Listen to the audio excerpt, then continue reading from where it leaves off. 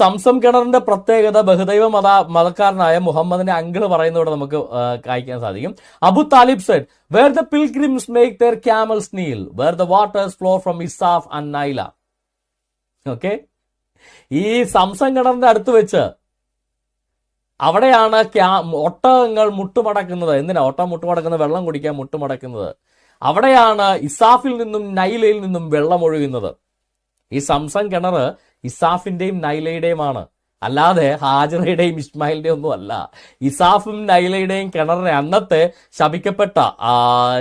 ശപിക്കപ്പെട്ട് കല്ലായി മാറിയ സ്ത്രീ പുരുഷന്മാരുടെ പേരിലുള്ള അവരുടെ അടുക്കൽ നിന്ന് വരുന്ന വെള്ളത്തെയാണ് ഈ സംസം എന്ന് വിളിക്കുന്നതെന്ന്, അതായിരുന്നു യഥാർത്ഥ സംസം എന്ന് ഈ ഇവരുടെ പുസ്തകത്തിനകത്ത് തന്നെ കൃത്യമായിട്ട് എഴുതി വെച്ചിരിക്കുന്നു. ഈ സംസത്തെ ഞങ്ങളുടെ അബ്രഹാം പിതാവിനെയും ഇസ്മായിലിനെയും ഹാഗറിനെയും പുറത്ത് കെട്ടിവെക്കാൻ നോക്കിക്കഴിഞ്ഞാൽ ഞങ്ങൾ പ്രതികരിക്കേണ്ട സഹോദരങ്ങൾ. നിങ്ങളുടെ ബഹുദൈവ മതാചാരം